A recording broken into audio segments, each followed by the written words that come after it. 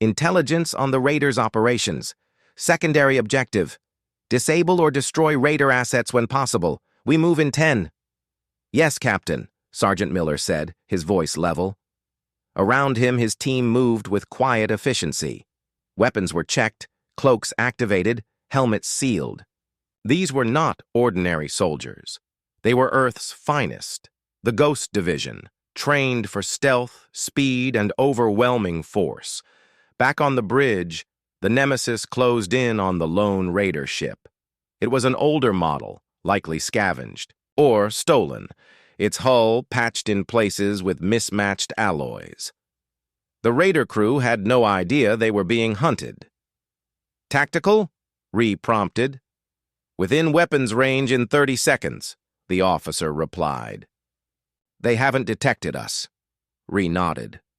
Target engines and weapons, no escape, no counterattack. Aye, Captain. Target locked. Fire! There was no dramatic flash of light, just a pulse, precise, surgical.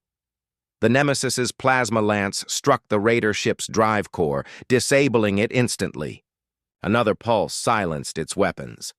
The vessel drifted, powerless and dark, in the void. Boarding team, go! Ree ordered. On command, a sleek dropship detached from the Nemesis, slipping through space like a shadow. Within minutes, it latched onto the disabled Raider vessel. The ghosts breached the hull and swept through the corridors in near silence. Inside the enemy ship, chaos erupted. The Raiders had never faced anything like this. No warning, no mercy. In less than 4 minutes, the ship was secure. Miller's team gathered intel, detained prisoners, and located a small group of Lumen captives, frightened, glowing softly, but unharmed. Captain, Miller's voice came through the comm, steady. Target secure. Data retrieved. Lumen, rescued. No casualties. Excellent work, Ree said. Return immediately. As the dropship detached and made its way back, Commander Stone looked up from the tactical display. Captured data shows the main Raider base is on Haven's southern continent, he said. That's where they're holding the majority of the Lumen population. Ree's expression darkened. Then that's where we go next. She stood silently as the Nemesis realigned its course, the ship a black dagger aimed at the heart of the Raider occupation. The humans had arrived, not as diplomats or observers, but as avengers, and the galaxy would soon understand. When Earth answered a call for help, it didn't send words. It sent judgment. Gather intelligence on Raider operations. Secondary objective, neutralize or eliminate assets when viable. We deploy in 10. Yes, Captain, Sergeant Miller replied calmly. Around him, the squad moved with silent precision. Weapons were double-checked, cloaking systems engaged, helmets sealed. These weren't ordinary soldiers. They were Earth's elite Ghost Division, specialists in infiltration, speed, and overwhelming lethality. Aboard the bridge, the Nemesis crept closer. To the lone Raider ship. The vessel was outdated, likely pieced together from salvage, its hull a patchwork of scavenged alloys. Its crew was blissfully unaware they were already marked. Tactical? Ree prompted. Within firing range in 30 seconds, the officer said. They still haven't seen us.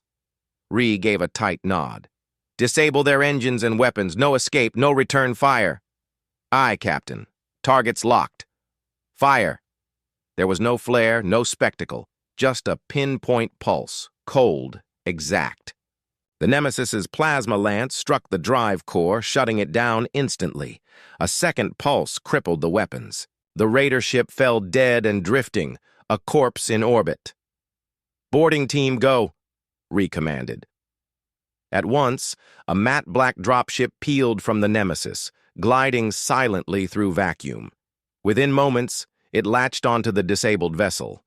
The ghosts breached the hull and moved like phantoms through its darkened corridors. Panic exploded inside. The Raiders had no time to organize. There were no warnings, no chances. Within 4 minutes, it was over. Miller's team secured the ship, detained the crew, recovered data, and found a small group of Lumen captives, terrified, faintly luminescent, but unharmed. "Captain," Miller's voice came over comms, steady. "Target secured. Data acquired. Lumen safe. 0 casualties." "Outstanding work," Ree answered. "Return at once." As the dropship detached and began its return, Commander Stone lifted his gaze from the tactical screen. "The data pinpoints the raider base, southern, continent of Haven. That's where they're keeping the bulk of the Lumen." Ree's jaw tightened. "Then that's our next target." She stood as the Nemesis reoriented itself, a dark spear aimed straight at the raider heartland. The humans weren't here as diplomats or observers. They were the reckoning. And soon, the galaxy would learn. When Earth responded to a cry for help, it didn't send words. It sent fire. I heard the voice of Captain Ree over the comms. "Ground team status report." "Primary detention center secured," Captain Miller replied as his team rounded up the last of the surrendering raiders.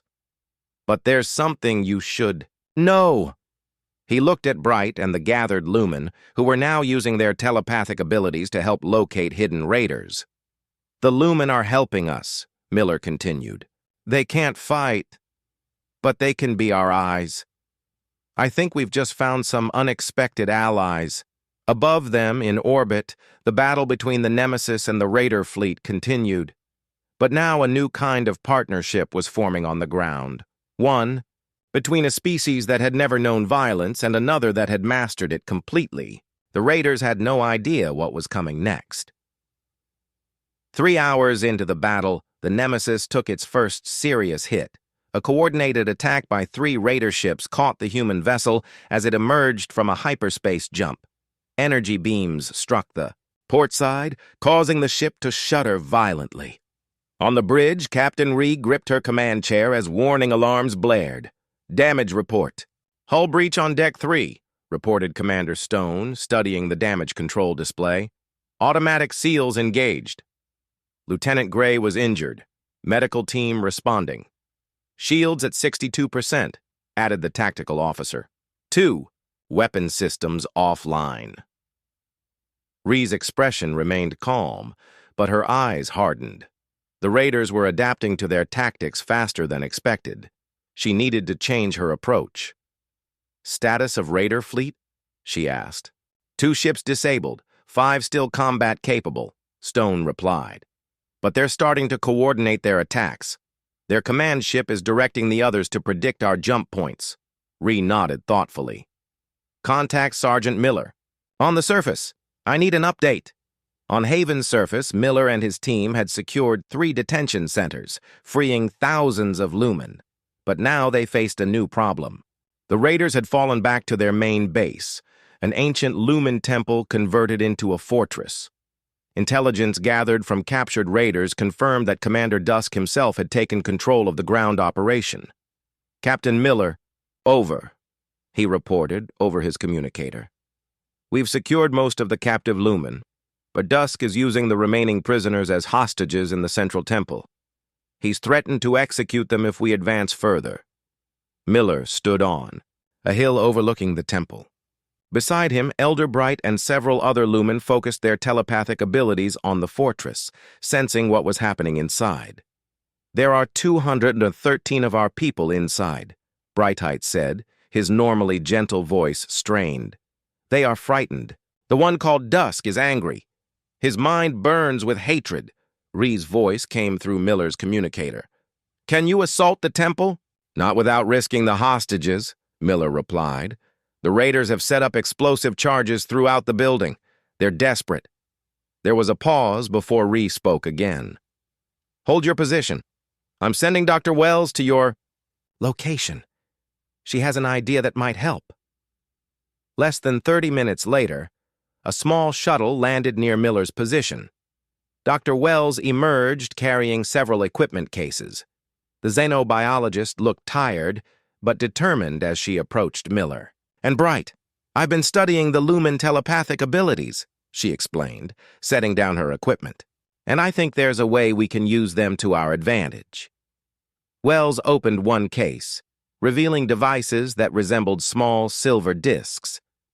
These are neural disruptors designed to interfere with specific brain patterns. We use them for medical purposes, but with some adjustments. She looked at Bright. Your people can communicate telepathically. Can you also project sensations, images, feelings? Bright's glow pulsed thoughtfully. We can share emotions and simple images with those who are receptive. But the raiders' minds are closed to us. Too chaotic. Too violent. You don't need to connect with their minds, Wells said. You just need to create enough telepathic noise to confuse their equipment. She pointed to devices mounted around the temple. Those are sensor arrays. They detect movement, heat, even neural activity. But they can't distinguish between real signals and telepathic projections. Miller understood immediately. A diversion. If the Lumen create enough telepathic activity, the raiders' sensors will be overwhelmed, Wells finished. They won't be able to tell what's real and what's not. Bright looked at the other Lumen who had gathered to listen. We have never used our abilities this way before. As a weapon. Not a weapon, Wells corrected gently. Shield, protection for your people inside. After a moment of silent communication among themselves, Bright nodded. We will try. While Wells worked with the Lumen, Miller gathered his team. We need a way into that temple that the raiders won't expect. An elderly female Lumen named Shimmer approached. There are passages beneath the temple, ancient ways known only to our priests. I can show you. In orbit, the Nemesis continued its hit-and-run attacks against the raider fleet. But Captain Rhee knew her ship couldn't sustain this pace much longer. Damage was accumulating, and the raiders were getting better at anticipating their movements. Captain Stone said quietly, We need a new strategy. Rhee studied the tactical display. The 5 remaining raider ships had formed a tight defensive formation around Dusk's command vessel. They were no longer chasing the Nemesis, conserving their energy and waiting for the human ship to attack. They think they've figured us out, Rhee said with a slight smile. Let's show them something new. She turned to her communications officer. Open a channel to Sergeant Miller. Beneath the ancient temple, Miller led his team through narrow tunnels that hadn't been used in centuries. The passages were tight, forcing the humans to crouch as they moved. Shimmer guided them, her natural glow providing just enough light to see. The temple was built over a natural cave system, Shimmer explained. Our ancestors used these passages for meditation and private ceremonies. The tunnels eventually led to a vertical shaft. Miller's helmet scanner indicated they were directly beneath the temple's central chamber. This is it, Shimmer whispered. The Chamber of Light lies above us. There is a hidden entrance behind the altar. Miller checked his chronometer. Everybody in position. Remember, we move on my mark, not before. His communicator beeped softly. Sergeant, come in. Captain Rhee's voice. We're ready up here. Operation begins in 5 minutes. Understood, Captain. We're in position. Miller turned to Shimmer. Return to Bright and the others. Tell them to be ready. After the Lumen departed, Miller addressed his team. This will be close-quarters combat with hostages present. Precision is everything. Captain Rhee is about to give the raiders something else to worry about, and the Lumen will blind their sensors. Our job is to get in, secure the hostages, and capture Dusk, if possible. The soldiers checked their weapons one final time. Unlike their earlier encounters, this would be the most dangerous part of the mission. The raiders would be cornered, desperate, and under the direct command of Dusk, a trained military commander. On a hillside overlooking the temple, Bright Wells and over 100 Lumen had gathered in concentric circles. They sat with hands linked, their bodies glowing with increasing intensity. Focus your thoughts, Wells guided them. Don't try to reach individual minds. Instead, project your emotions outward like ripples in water. The Lumen began to pulse with light, their natural bioluminescence growing stronger. The air around them seemed to shimmer with energy. That's it. Wells encouraged. Keep building the energy. In orbit, Captain Rhee gave her boldest order yet. Power down all systems. Make it look like we've suffered catastrophic damage. The bridge lights dimmed as the Nemesis went dark, appearing dead in space. Only minimal life support and internal communications remained active. Now we drift, Rhee said softly, right into the heart of their formation. The Nemesis, its black hole nearly invisible against the backdrop of space, began to float toward the Raider fleet like a piece of debris. The Raiders, seeing the human ship apparently disabled, maintained their defensive posture but didn't fire. They think we're dead, Stone whispered. Let them keep thinking that, Rhee replied. Until it's too late. Miller's chronometer reached 0. Go. Simultaneously, 3 things happened. In orbit, the seemingly dead Nemesis suddenly roared back to life in the middle of the Raider formation, all weapons firing at point-blank range. On the hillside, the gathered Lumen released a massive telepathic surge that overwhelmed every sensor in and around the temple. To the Raiders inside, it appeared as if thousands of beings were approaching from all directions. Beneath the temple, Miller's team burst through the hidden entrance into the Chamber of Light, catching the Raiders in a moment of complete confusion. The chamber was vast, with a domed ceiling covered in crystal formations that reflected light in dazzling patterns. Lumen hostages huddled in the center, surrounded by Raider guards.